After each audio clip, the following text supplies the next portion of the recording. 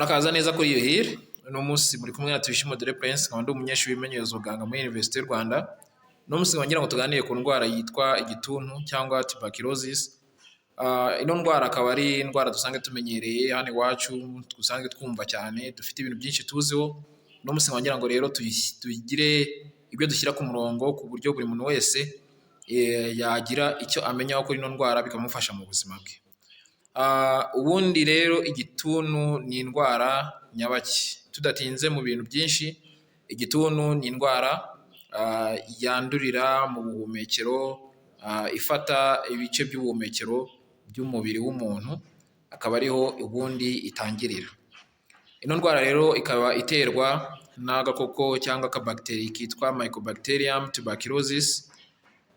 Kano kabagiteri kakaba ari agakoko kamaze igihe kinini cyane kuri ino si, mbese kari ancient cyane, kubera ko ubushakashatsi bwinshi bwagiye bwerekana yuko ino bagiteri yagiye iboneka no mu mibiri y'abantu bapfuye kera cyane. Bikaba rero bigaragaza yuko ari indwara yahozeho guhera mu binyejana byinshi cyane bishize. Rero ubundi nk'uko nabibabwiye yuko nyine yataka cyangwa yandurira mu mihumekerere, ikanataka n'ibice byo guhumeka by'umubiri w'umuntu. Ibyo bice akaba ari nka lungs cyangwa ibihaha by'umuntu. Mu bihaha by'umuntu ubundi ako gakoko niho kamanuka kakajyayo, ariko icyo gihe iyo kamanutse nyine kakajya muri ibyo bihaha by'umuntu kakamujyamo, icyo gihe ntabwo biba bisobanuye yuko afite igituntu, biba bisobanuye yuko ari infected gusa, mbese ako gakoko kamuri mu mubiri we. Impamvu ndi kuvuga ibi ni iki? Ni uko ubundi aka gakoko gatera igituntu hari abantu benshi kuri ino si bagafite, ariko batarwaye igituntu. Bisobanuye iki? Bisobanuye ngo niba ugafite mu mubiri wawe ntabwo bisobanuye yuko uri umurwayi w'igituntu, kubera ko ubushakashatsi bwerekanye yuko ku isi 1/3 cy'isi yose gifite aka gakoko gatera igituntu mu mibiri yabo, ariko ntabwo ariko bose barwaye igituntu. Ibyo kugira ngo mbisobanure neza ni ukugira ngo nkumvishe yuko ako gakoko nyine kaba mu bantu benshi, noneho iyo ugize ibyago by'uko umubiri wawe ucika intege cyangwa abasirikare barinda umubiri wawe bacika intege, icyo gihe noneho ka gakoko kahita kagutera indwara, kakagutera symptome, kagutera ibimenyetso by'igituntu nyine by'iyo ndwara y'igituntu. Icyo gihe noneho uba urwaye igituntu. Ariko kuba wari usanga ugafite bwa mbere katari kugutera indwara y'igituntu, ni ukubera nyine umubiri wari ugifite abasirikare bakora akazi kabo, bakora umurimo wawo nyine wo kurinda umubiri. Rero ibintu bishobora gutera umuntu yuko abasirikare be bacika intege, mbese bikavamo n'igituntu, ni ibintu byinshi. Ibintu bishobora guca intege umubiri harimo HIV cyangwa sida, harimo stress, nayo na stress yonyine ishobora gutuma umuntu abasirikare b'umubiri we bacika intege, n'ibindi byinshi. N'imiti umuntu ashobora gufata imwe n'imwe ishobora gutuma umuntu abasirikare be bacika intege. Mbese ubuzima tubayeho bwinshi harimo ibintu byinshi bishobora gutuma umubiri ucika intege, noneho ukarwara igituntu kubera ko mbere wari ufite ka bagiteri cyangwa ka gakoko mu mubiri wawe, ariko utigeze uyirwara tuberculose, igituntu, kubera ko umubiri wari ugifite imbaraga. Ibyo ndumva bisobanutse. Rero nyine nk'uko nabibabwiye, yanduranye, ako gakoko kinjira mu mubiri w'umuntu gaciye mu mihumekere ye, mu buhumekero bwe. Umuntu ashobora kukwanduza mu buryo bwo gukorora, akoroye ari hafi yawe, yitsamuye, kariya gakoko nyine gashobora gusohokera no mu kanwa cyangwa mu mazuru, mu matembabuzi ashobora gusohokeramo nyine mu kanwa no mu mazuru, igihe nyine umuntu akoze ibyo byose. Ikindi rero dukeneye kumenya ni ibimenyetso by'ino ndwara y'igituntu. Ibimenyetso byayo harimo nko gukorora, ibyo birazwi, ariko none ikaba ari inkorora ifite igikororwa, noneho irengeje n'ibyumweru 2. Ikindi ni uko ugira ibyuya iyo uryamye, ibyo bita night sweats. Iyo uryamye ugasanga wabize icyuya bikaba byanakubyutsa nijoro bigatuma udasinzira neza. Ikindi ni ukugira umuriro, ubundi ukananuka, ugata ibiro kandi utarigeze ugerageza guta ibiro mu by'ukuri, ugata ibiro nyine mu buryo bwihuse birumvikana, noneho ukumva ufite n'isesemi, ntabwo ugifite apeti yo kurya nk'ibisanzwe. Ibyo ni bimwe mu bimenyetso bikunda kuboneka mu bantu benshi barwaye igituntu. So iyo ufite ibyo bimenyetso rero, icyo ugomba gukora ni ukugerageza ukagera kwa muganga, noneho bakagupima bakareba koko mbese ni igituntu, noneho ni iyo ndwara nyine ufite cyangwa ni ibindi.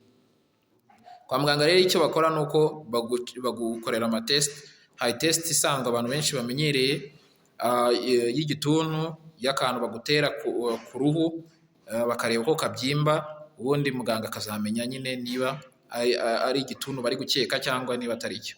Ariko tesite ibyemeza neza bakemera yuko ari igituntu, ni uko bagomba kureba iyo bagiteri, ako gakoko gateye igituntu bakakareba mu gikororwa cyawe, cyangwa bagakora ibyo bita sputum culture muri labo zo kwa muganga. Ibyo bikorerwa kwa muganga. Birumvikana yuko kwa muganga bagufasha kumenya icyo urwaye.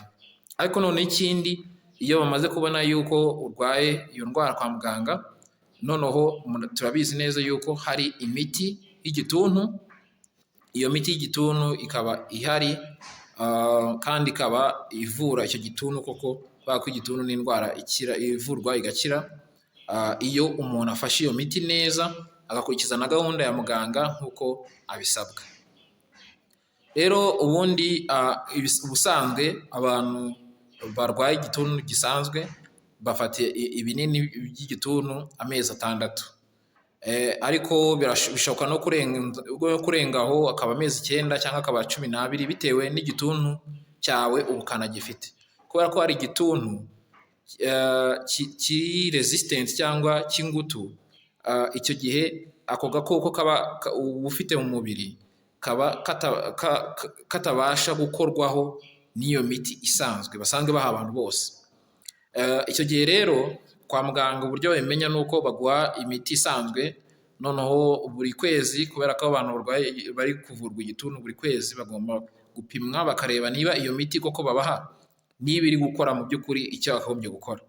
Iyo ubonye itari gukora ibyo yakagombye gukora, ni uko uwo muntu afata imiti neza bagasanga imiti ntiri gukora neza, ntiri gukora icyo igomba gukora, ni uko wenda ako gabateri cyangwa ako gakoko ke kaba kari resistant cyangwa arwaye nyine igituntu cy'ingutu.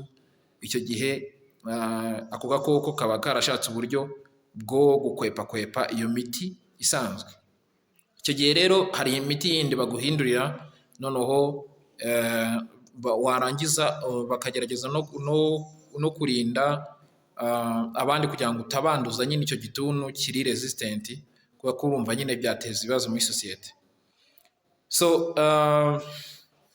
ikindi rero tugomba kumenya ni ubwo buryo nyine bwo kwirinda bagenzi bacu. Mu gihe wayirwaye warinda bagenzi bawe ute, cyangwa mu gihe uzi umuntu uyirwaye wakwirinda ute kugira ngo mudakomeza kwanduzanya.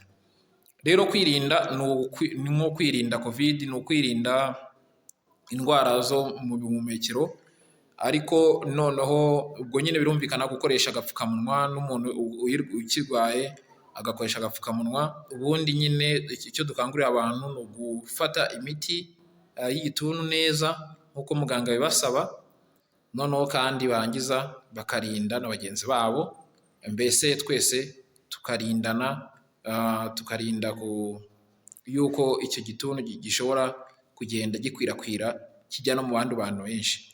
Rero birumvikana yuko igituntu ni indwara iri serious, cyangwa indwara tugomba kwitaho cyane tugahangana nayo, kubera ko urumva iri no mu bantu benshi kuri ino si. Ikindi noneho ni uko tuba tugomba kugerageza kubaho neza mu buryo tubashije kurya ibiryo bifite intungamubiri, birinda umubiri nk'uko tubisabwa, kugira ngo turinde nyine umubiri wacu yuko wacika intege ubundi umuntu akaba yagira ibyago byo kugira icyo gituntu. Kenshi dukunda kubona n'abantu barwaye sida barwaye n'icyo gituntu. Ntabwo ari uko igituntu ari indwara y'abantu barwaye sida gusa, ni uko nyine umubiri w'umuntu urwaye sida ushobora gucika intege bitewe n'uko kariya kavirusi ka sida nako kaba kari kwangiza abasirikare b'umubiri. Rero murakoze cyane, niba hari ikindi mwumva twakongeraho, ino ndwara y'igituntu ni indwara nini cyane, tugiyemo neza tukajya deep byaba birebire cyane, gusa bino nibyo by'ingenzi. Niba hari ikintu wumva dushobora kongeraho cyangwa ari icyo ushaka kumenya cyisumbuyeho, reka dukomeze tuganire muri comment, ubundi mukomeze musubscribing kugira ngo tubane. See you next time. Murakoze cyane.